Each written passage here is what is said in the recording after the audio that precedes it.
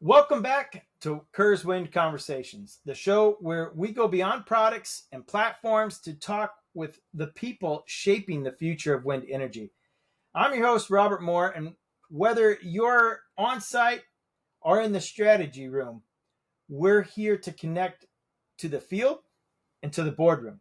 Today, I'm thrilled to be joined by Brook Schira from FUCHs. Brook has been working in and around the industry of lubrication for years. She brings a unique blend of technical depth and field awareness that's rare in the industry. We're not here to talk product lines, we're here to talk people, real challenges, and the evolving role of support partners in the renewable space. Welcome, Brooke. Thank you for having me. I'm really happy to be here. We are very happy to have you here. I am always very interested in the story that brings people to the renewable space. I have kind of my own story and that I really love and I love to talk about too with people when they ask. But right now, this is about you, and I really want to know about you. So, what brought you to where you're at right now? Well, I really love this question because actually I do get it asked a lot. I think that my role is unique and where I've landed is kind of an interesting picture. So I do like to tell this story because I really think it paints a picture of my professional background and how I got into this industry. I got a degree in economics and marketing, and I had no idea what I wanted to do with myself and what industry I wanted to go into.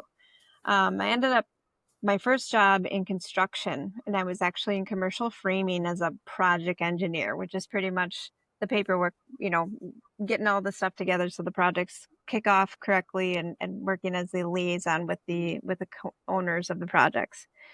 My boss took me to a sales call one time, and he was like, "This is where you're supposed to be. This is what you're supposed to be doing." And I thank him to this day for that because I had no idea if I was going to be good at sales or if that was even something that I was interested in. So that's really how I got into sales. And then I worked in construction in Phoenix for, let's see, 3 years. And we decided that we wanted to move home. We were living in Phoenix, Arizona, and we decided we wanted to move back home to Wisconsin.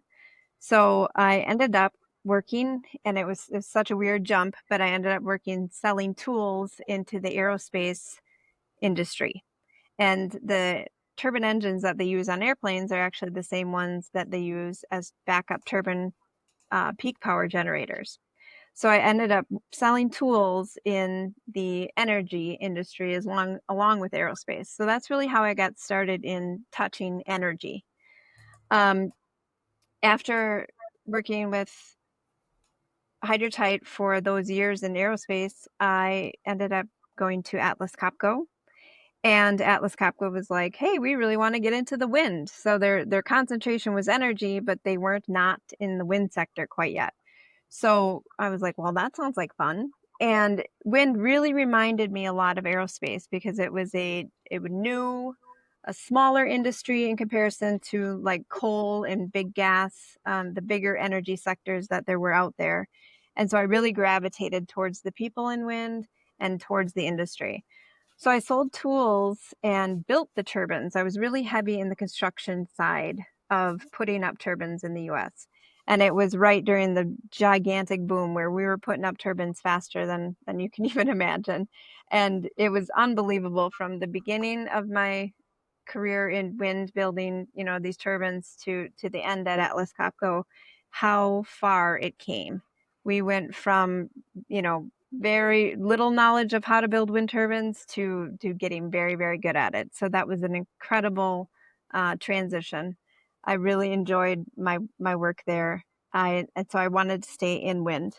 So my next job, I went over to the services side, and I worked in the services industry at fixing the turbines. So not just constructing them now maintaining and fixing problems with them.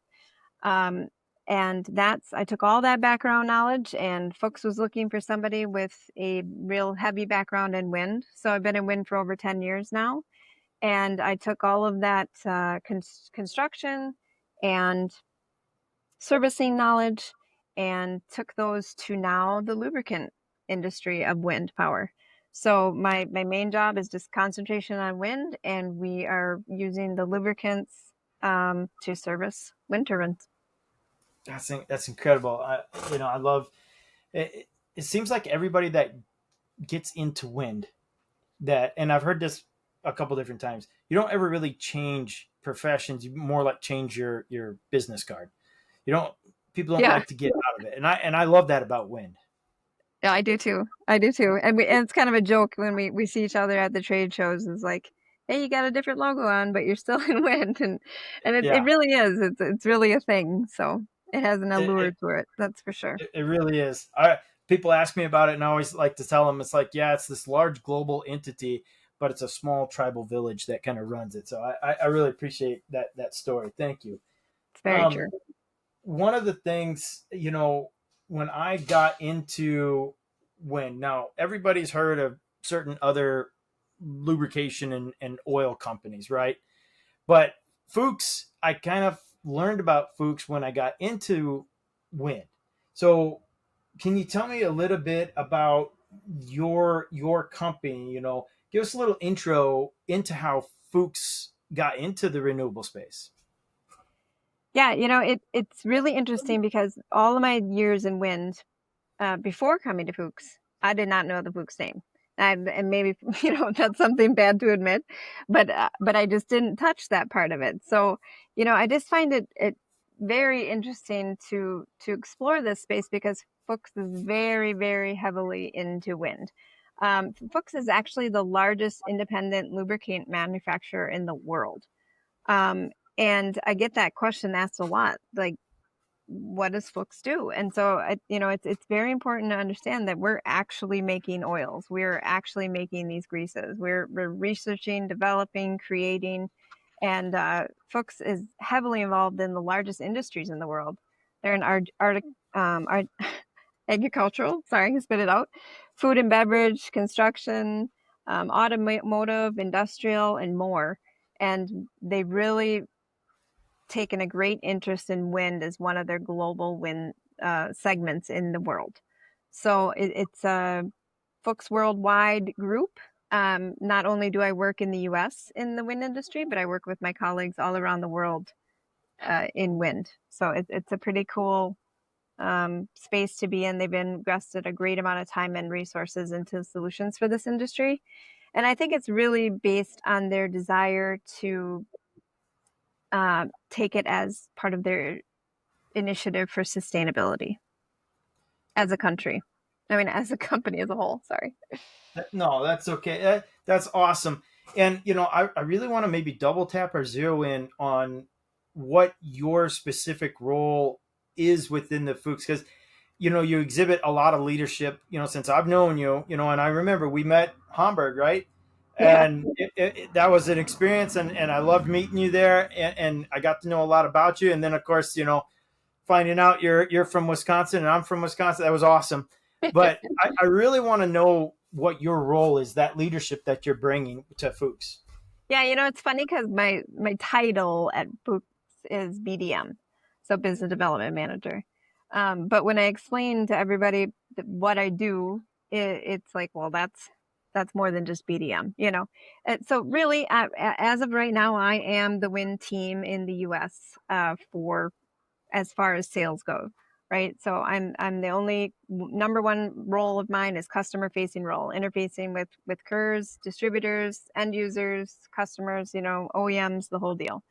I manage the commercial side, the sales, like I said, the wind trade shows, and I liaison with our project management on all of our products, our research and development teams, our quality teams, and even all the way down to packaging. So if I go out to a site and they're like, "Hey, this package, we really would like to improve it by doing this," I take that back to my packaging team and say, "Hey, what can we do about this to make this better for customers?" So um, I also act as a key account manager for US based OEMs.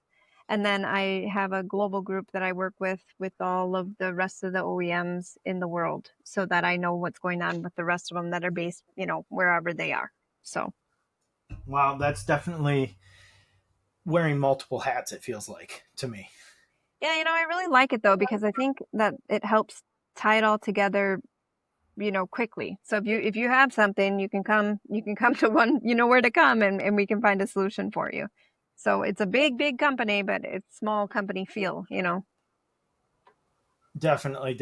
And, one of the things that runs through my mind too, hearing all that you do, and we evolve based on some of the people and the teachers and the mentors that we've had. I know personally, I'm thinking of two or three mentors, even within the wind space, that have had a very big effect on me. I'm curious about what kind of key mentors or moments that have kind of shaped your leadership and where you're at today. I have to say it has had a mentors have had a huge impact on my career. My whole career I've been really like in a man's industry. And I've had a couple real mentors that took me under their wing. And, I thought I was so tough when I was out of college. Like I knew it all, like we all do. And when Mhm. I came into the real business world, I realized I was not at all. And I had a lot to learn. Um, and I had first my boss that I talked about earlier that got me into sales and said, "You're a great salesperson." I was like, okay, just somebody believing in you and telling you that you can do it. It's a huge deal. And then my second job, I had a mentor that I worked closely with that taught me how to have thick skin and stand up for myself and not to take things too hard or too seriously. And I really believe that my success in my career is due to his encouraging for me to, be more bold and stand up and get after it. Um, Now, on the flip side, I've been accused of being too direct and very straightforward. So, I think you remember we were laughing about that at dinner the other day. Is that, I really take my work seriously, so I think it comes across sometimes as very direct. So I've really worked hard at trying to balance those two things as a leader, appreciating the fact that we're all here to get a job done, but then on the other hand, that I appreciate you, I hear you, and I've learned from leaders that I've had what I like and didn't like, and what was motivating and not motivating. And I really think the most important thing is being appreciated and recognized for doing your job. And so that's one thing as a leader that I really try to do, and tie in all the people that I work with, and let them know that I appreciate them and I appreciate what they do. Well, first off, I like your directness. So, every time we're talking, I'd rather you give it to me straight than, than dance around the subject. But, you had mentioned something about, and I can't relate because I'm not a female, but, being in a, you say a male dominated business or something like that. One of the things I loved, like in my military experience, was a lot of my leaders were female. And one specific, just, I mean, what an amazing impact she had on me with her leadership style. And so I always thought that was really good. And so one of the things for me, I've never felt as a man intimidated by a strong woman who's going to say, "Hey, I'm direct. I'm going to be real with you." So I appreciate it personally. Well, I appreciate that for sure. You, you It's bet. not always the case, but yeah. Well, we're learning. So so why don't we shift right now to kind of some more of the field things that we want to talk about. So so like, what are, say, some of the challenges that or themes that you hear from people in the field that are affecting your specific industry? Well, one of the things I hear over and over again, and that I really take as part of my mission, is tying headquarters and site levels issues and problems together, right? And I really feel like there's a top corporate uh, interest, and then safe health and safety, and um, making sure we're being as efficient as possible, and the big idea pictures, right? And then Mhm. on the site level there's everyday problems, and what they're facing on a day-to-day challenges that might not be heard by the top. And I really enjoy bringing those two things together. And I think that really bridging between those two groups is one of my great joys, and finding solutions for them, like providing the solutions that they need to make it happen. So Yeah, completely agree. I'm from the wind farms myself. Working at a wind farm, but I always knew we had this certain, like, I would say, like, tactical problem that day, and then trying to talk to the upper echelons, like you were saying, like that more strategic view where they may not see that tactical problem we're dealing with. I completely get that part of what you're saying. So, and I love it nowadays that I'm in this kind of the same boat as you. I get to kind of hopefully bridge those two together and yep, make everybody happy. yep. So that's awesome. So, all right, let's talk about how is Fuchs kind of, how do they think and kind of fill the gap between what they see necessarily, because you're oil and grease, right? So I'm assuming a lot of your work happens in the lab, and that's just in my mind. I'm thinking, hey, it's in the lab, they're doing a lot of testing or something. But Yep. how does that balance against, say, field performance? Yeah.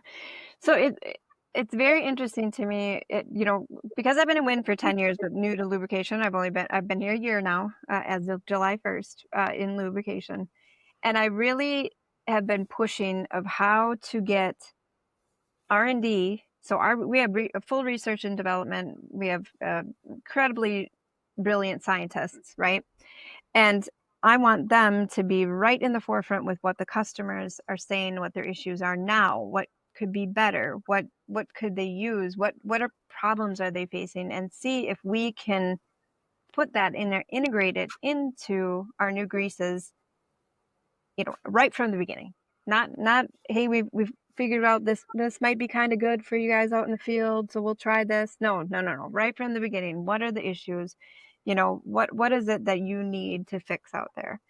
And I find that as an innovation leader, I find it very critical to assist our customers with laboratory, providing that expertise and exploring issues and results and things of that nature. And it's funny because a lot of times I feel like grease is like an afterthought, like it's just supposed to work. Like that's most people's thoughts, is like it's just supposed to work. But Uh-huh. so pulling those answers and pulling those needs out of them can be difficult sometimes. But it's been really fun. That's been a fun aspect of this job that I've enjoyed exploring, is how to pull those two together. So Okay, all right. So, and work with me here for a second. So you got your lab side, you got your field side where you're out there talking with people. Now, is there any moment that you can think of where some sort of real life example where you received direct feedback, and how did that maybe adjust the direction that Fuchs was headed? well, I have a great example of this, but it's not, I don't know if it quite is fitting exactly how you're saying this. But my Uh-huh. favorite one right now, that it's really my hot topic this year, is the feedback from generator bearings. So they're having generated bearing overheats, right? Uh-huh. And on the drain side, which techs have been telling me that for years, but until I was in lubrication, I was like, yeah, well, what does that mean? But on the drain side, it's coming out and clumping and clogging at the drain port, right? Uh-huh. And and what the problem is, it's not, first of all, sorry, I should say it's not my grease, but it is my problem because that's my business, right? Greases is my business. So we explored, like, why is it clumping? Well, the reason it's clumping typically is that it's separating from the base oil. So greases are made out of base oil, thickeners, and additives, right? And all three of those things make the grease for exactly what it needs for that application. And we've discovered that due to extreme heats in the generators, that the grease that they're using is not up to par. It's not doing what it's supposed to be doing. It's drying out and it's causing them to overheat because it's not providing that lubrication it needs to run, right? So it's ultimately causing failures. So the way it changed my direction was, how do we fix this problem, right? What can we do as a grease provider to fix this problem? So we've created a flushing procedure or a purging procedure, depending on what the sites need. And then we'll replace it with our grease that's specifically been researched and developed and tested for generator bearings. It's got a greater temperature range, right? So, I Okay. mean, that's the kind of stuff I just live for. When I go out and we're like, what can we do to help? And they're like, well, this is a problem. And I'm like, well, let's find a solution. So That's, That's that's that's awesome. yeah, my favorite part of my job. That's awesome. You know, and you're taking that direct feedback and putting it in Fuchs' hands, saying, "Hey, we can fix this. Let's do that." That's incredible. What now? I have my list of things that I wish some people knew, and now I'm going to ask you the same thing. You know, based on what you just said, you know, do you wish there was maybe at that corporate head shed executives, the top tier procurement team, you know, these type of people? Is there something that you wish that they understood more about lubrication that would help? For sure. Really, not all applications are the same, and you can't use the same grease for or oil for every single application, right? There's Mm-hmm. different speeds, there's different forces, there's different temperatures. Therefore, all lubricants cannot be the same. And I have a really good example of this when I love to explain this to people when, because people who don't, sometimes people don't think about grease too much. Some people are into it, right? But a lot of people don't think about it too much. It's like, it's grease, it's supposed to work, right? But the Yeah. one I love explaining is, for instance, we have a product called Ceplatine BL that you put on the toothings. So where your blades are turning against, to pitch, and where your yaw is yawing those big teeth inside the turbines, right? That's where Mm-hmm. you put Ceplatine BL. And it's so thick that it's more of a paste than a grease, really. It's called an adhesive lubricant, right? And it's designed to work in extreme temperatures with those extreme forces of those teeth put together and stay in place, right? It's supposed to stick exactly where you put it. Then the opposite side of the coin, Renalit Replex is what we use for chain hoist grease. It's incredibly fluid. It's very very thin, right? And it in extreme temperatures it stays that way, so that it's not becoming like a thick glue, because then your chain wouldn't slide nicely through your chain hoist, right? Okay. So to say like all greases are created equal is, that's the one thing that I just like, oh, come on, everybody. Like, think about those two applications. They could not be the same material. If we put a really runny grease all over the teeth, it would just run off and nothing, it wouldn't protect the metal at all. Right. So I like to like explain that, those two extremes, um, that, we use different greases for different applications for a lot of very good reasons. So that would be my number one thing. And that's a really good point too, because a lot of I really do agree with you. You know, like you expect grease like when I put oil in my car, for example, I just expect it to do its job. You Right. know, I don't understand that sometimes I guess there are different forces that are at play that maybe I either need to change it or, maybe I need to use a different grease on whatever bearings, and in the wind turbine, of course, the forces up there obviously are going to be extreme too, hot, cold, pressure, heat, all these things. That's crazy. So I like it. Thank you. Um, so let's look at the industry kind of as a whole. Where do you see renewables sector kind of evolving to, especially from like a reliability or service angle when it comes to Fuchs? Okay.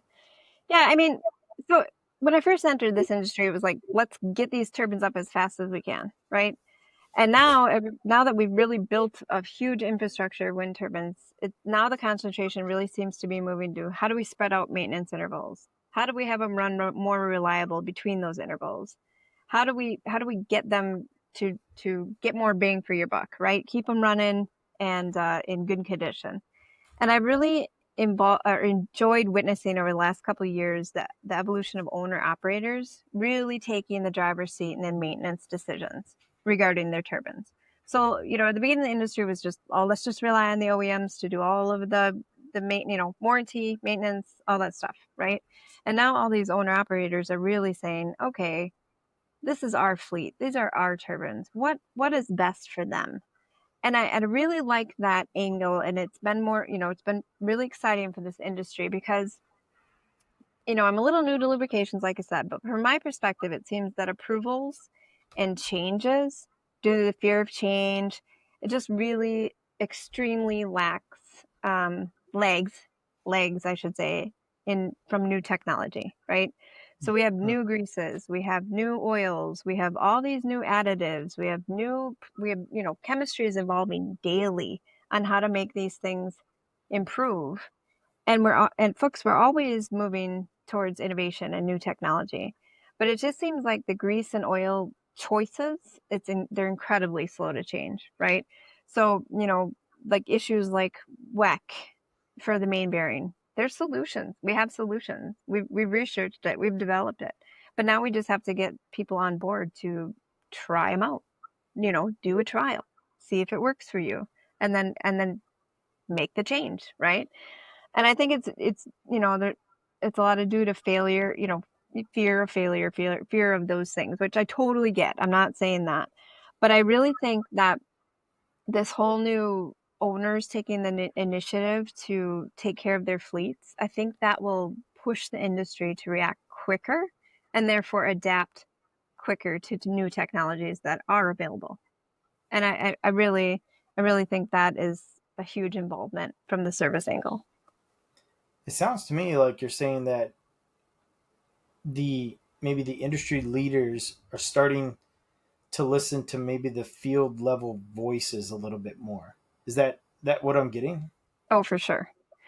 Big companies can be very challenging to run, and the bigger and bigger they get, I just feel like the less nimble they get, right?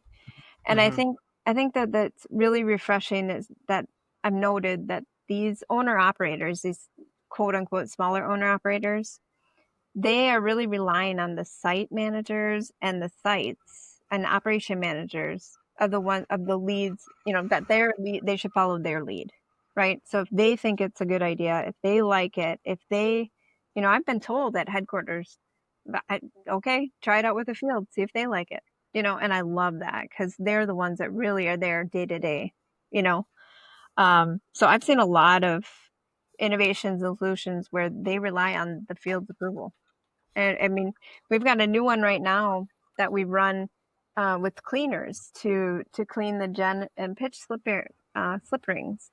And the headquarters were like, "Sounds great. We support it, but the field's got to be the one that buys into it, you know." And I think it's really exciting. I've seen that product too. That's an awesome product. So, and the pictures that you've provided in the past, it's incredible. Now, you know, what I'm getting from you is that there's a lot of passion here. What keeps you passionate about the work that we're doing? I can't. Okay, first of all, I'm a big dork. I can't help it. I absolutely love wind. Like when I get out get out there on the road, going to Texas again next week, I see wind turbines, I get all excited, and I know I'm a huge nerd, and people laugh at me for it. But I guarantee anybody in the world is using energy on a daily basis, right? So whether you like it or not, energy is part of your daily life, and I like participating in that. And I like the renewable energy sector. And it's funny because I get the question out like you'll have skeptics of wind. They'll be like, "Oh, well, yeah, oh, so you're one of those people, like renewable people, And it's like, what I tell people all the time when I get that attitude is, would be stupid as a society for us to have all our eggs in one energy basket, right? And Mm, every single energy source that we have has a drawback of some sort or the other. And I could debate that all day long. If anybody wants to call me debate that, I'm happy to do it. But all of them have a drawback, right? right. And I just think as a whole, as society, we are better off knowing how to harness power from wind. And that excites me. And what really it's been one of my great joys in life watching how far we've come in wind energy from when I started to now. It's unbelievable how far we've come. And the industry does like to ever evolve. It does like to adapt and move forward. And I love that. It makes a more exciting industry to work in. So kind of what you're saying that I kind of had two things I was thinking about is one, again, like you, I'm passionate about the wind industry, the renewable space, that type of thing. And one of the things that I always tell people when they're asking me questions is I say, just remember, you know, 1900 oil and gas was the new guy on the block, and we had to invest a lot of money to make it better Yep. and to grow it out, right? Yep. And now we're here, 100 well, over 100 years later. Well, oil and gas is well established. Yeah, you Right. make good, now we're at the point where like solar and wind and Yep. hydro and battery storage and all these wonderful technologies that are coming out. Yeah, they need some support. Yeah, they need some Right. science put into them, and we can grow them out. And just imagine where it's going to be at in 125 years. Yeah, I Maybe, mean, think about the Hoover Dam. We wouldn't have been able to do that without the government supporting it. yeah, You know, yeah. So I that's mean, my come big on. thing, like when I talk to people Yeah. about I mean, renewables. it's that's just the fact. And I think it's a great thing for us to invest into our future. We're investing in ourselves, right? So, Exactly. And again, I'm a fan of saying, hey, look, we need a little bit of everything. yep. Let's moderation and all. Let's get a little bit of everything. Like I don't Yep. mind, every a little bit of nuclear, a little bit of hydro, a little Yep. bit of wind, a little bit of solar, whatever it is. Like I'm fine with that. Let's diversify. Strength and 100%. diversification. So 100%. All your eggs um, in one basket. Come on. Everybody knows that. That's a bad yeah, idea. yeah, definitely. So, all right. What advice would you give somebody that is entering the wind or the energy space? And I'm going to throw you a little curveball here, especially for the young ladies out there who are possibly interested in doing this. Oh, good. I'm so glad you said that because I was going to apologize for taking it to a woman level, but that's what I'm going to do. Yeah, perfectly all right. So it was funny because I was just filling out a pre-qual yesterday. The companies have like their compliance and stuff, and you have to fill out these pre-qualifications for it. And one of the questions was, what's the percentage of women that work in FUCHs? And I had no idea, so I had to ask HR, right? And it was funny because I always knew I was minority in this industry, and in wind and even in construction and even in aerospace. I was always like, I'd look around the room and be one of few, right? Mm-hmm. But the answer that I got was that that we're 25% women. FUCHs is 25% women. And I imagine that's about the same percentage for all the companies that I work for throughout my career. And I just want to say, Wind, I feel like has done a super awesome job supporting women in this industry. Like we've got the clean power groups have the women groups and sponsors and I've been tending clean power for over 10 years now, and the number of women that I see there increases every year. So I really do think Wind is doing a good job. But Definitely. I just would really encourage women to look at wind and just the energy sector as a great career path. I just don't think young women think about that as a path. And there's a lot of jobs you can do in these, in wind and in energy.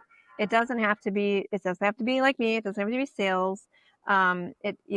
There's engineering positions, yes, but there's all sorts of jobs that support it. And there's so many roles that women play. I mean, I've had so many buyers, so many asset managers that are women, and they're awesome. They do a great job at it.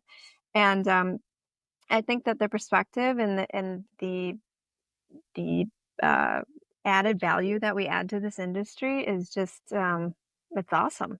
So I just really encourage women to enter this space. And I also just applaud the men that support them in doing so and building them up and encouraging them. I really think it's a great thing for women to look at. So for me, like a pivotal moment too that came real recently, right?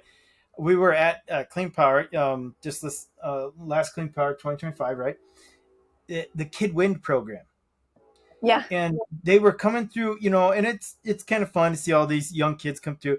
But there was this moment where this group of young ladies came up and had a chance to talk with them, and I asked them, hey, how are you doing? What project did you? She rattled off this young lady. I can't remember what state she was from, but she just rattled off. I built this, or we built this together, and you could see the joy in her eyes and what she had accomplished. And I was like, man, that's great. That's awesome. Yeah. I hope to see a lot of these future young leaders in the industry. And it was great to just see like one whole group was just all girls, and it's like, hey, Yeah. great job. So I And really like that. yeah, it's so important for all of us to take the time to say hello to those kids and make it appealing. because I mean, think about it, like kids, you think about what kids dream of. They're like, your parents ask them what they want to do, right? And it's Mm-hmm. like doctor, lawyer, teacher. It's never like, Right. like a wind turbine engineer. And I think that we have to take the time when kids do show an interest like that and pull them in. I've done work at colleges too, where I've gone to colleges and promoted the wind industry. And I think that's really important because not that many people know about it, right? And we need more techs every day. We need more site managers every day. I mean, it's still growing industry. So I Definitely. really like that. You got to take the time to you know, say hi to those kids and build them up, you know? Definitely. Definitely. Definitely. Well, Brooke, I want to thank you for being here today, for keeping the conversation grounded in people and purpose. It's clear that, to me at least, that Fuchs is doing great work, going above and beyond in lubrication and oils and greases. It's interesting to hear about the evolution of the industry and Fuchs in it. To our listeners, if today's conversation resonated with you, we'd love it if you subscribed on Spotify or YouTube. Get connected with us on LinkedIn at Kurz Wind Division. Get connected with Fuchs also. Uh, Brooke, if it's okay, I'm going to put a shameless plug. If they need Fuchs products, where should they go? You can reach out to Kurz and Robert in the Kurz group for sure. There And you go.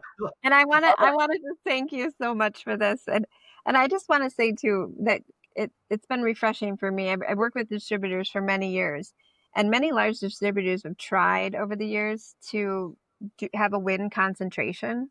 And I really do believe that Kurz has done an amazing job of actually having employees that are fully dedicated to wind. You got inside, you got outside, you have a structure, you have a whole entire structure dedicated to wind. And I just want to applaud Kurz for that because many try, they'll just like have it dabble here and there. They'll work mostly on other things and then wind is kind of a side thought, which is fine. But if somebody's looking for wind expertise, it's pretty hard to speak to somebody who only works 10% into wind. So I really applaud you guys for hiring people with wind backgrounds and wind knowledge and putting that concentration on it. It's a really cool thing to see. I appreciate that. That's something that we do take pride in. So, and to anybody out there who's listening, you can go to www.kurz.com to learn more. We really appreciate that you showed up to the Kurz Wind Conversations podcast. I'm Robert Moore, and until next time, stay safe, stay curious, and keep the wind at your back. Thank you.